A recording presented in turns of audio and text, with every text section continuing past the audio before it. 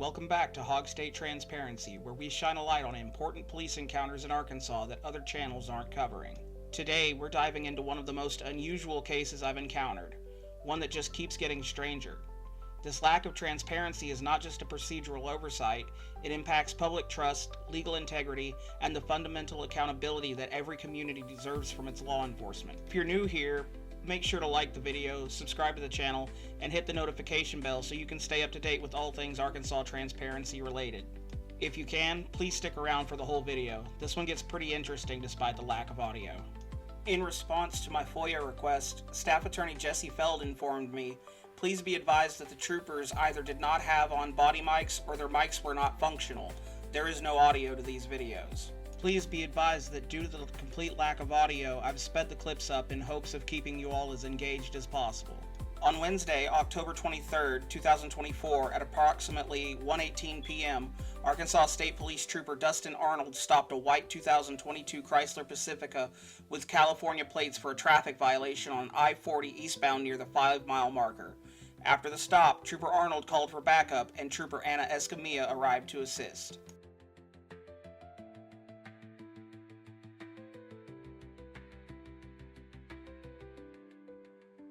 During the search, troopers discovered 11 large duffel bags containing 258 pounds of illegal marijuana, multiple vacuum-sealed bags of THC products, methamphetamine, and other drug paraphernalia.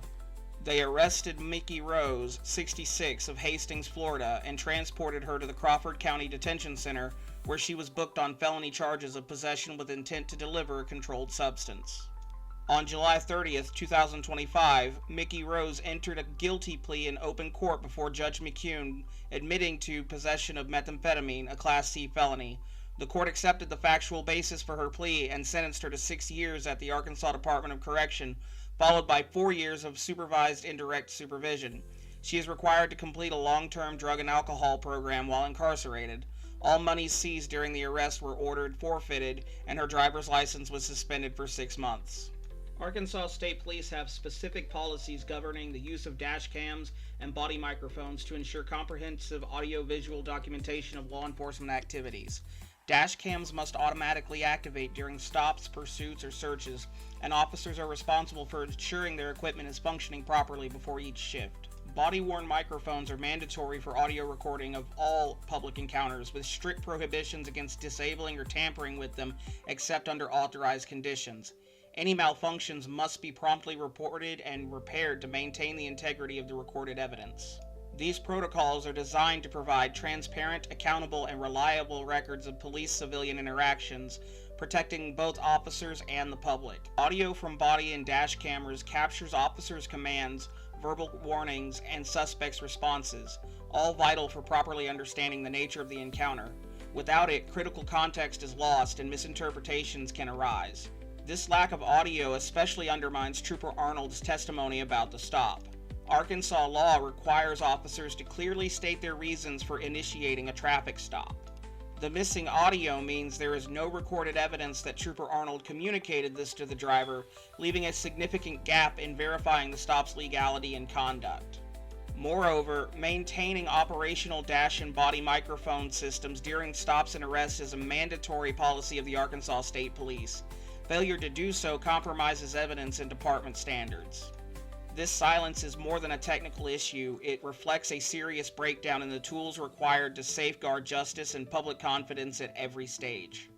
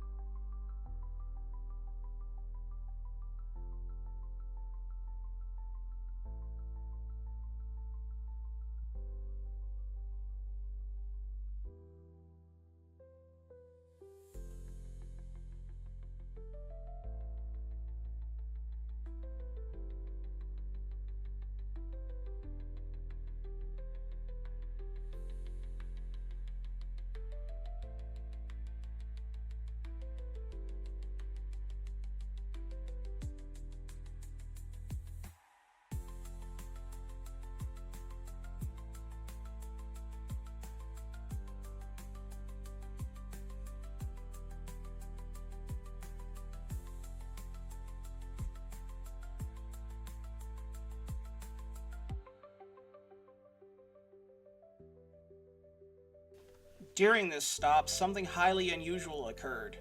Instead of the standard operating procedure where a licensed tow company or authorized department personnel transport a seized vehicle, an unidentified civilian in plain clothes was permitted, apparently with the trooper's permission, to drive the vehicle to an unknown location.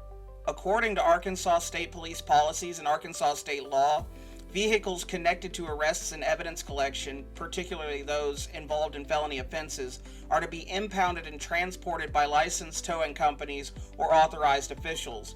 This process ensures the integrity of evidence, maintains clear chain of custody, and mitigates risks of liability or tampering. Allowing a civilian to take control of a seized vehicle is not standard practice. It breaks the chain of custody, introduces unknown variables and risks, and raises serious questions regarding accountability, evidence security, and procedural compliance. Without critical context that enabled microphones would have provided during the encounter, we can only speculate about the reasons for this irregular transport and the purposes of this destination. This is not an accusation of wrongdoing towards the Arkansas State Police. Rather, it points out a series of irregularities in this case, starting with the completely disabled audio on multiple recording devices to the civilian driver of the seized vehicle that raise important questions about procedure and transparency. As more information becomes available, these concerns may be clarified, but for now, these lapses underscore the need for thorough oversight and accountability in law enforcement operations.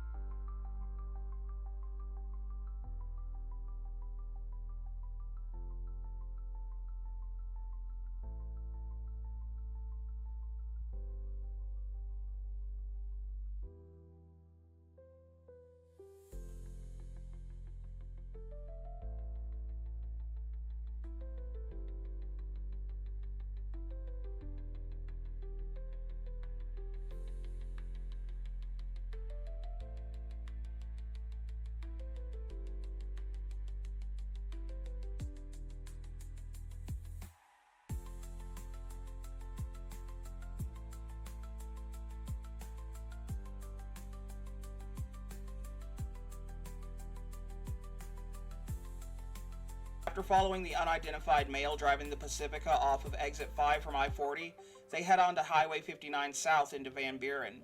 From here, they continue for some time down 59 South, otherwise known as Fayetteville Road, before pulling up to the intersection at Main Street.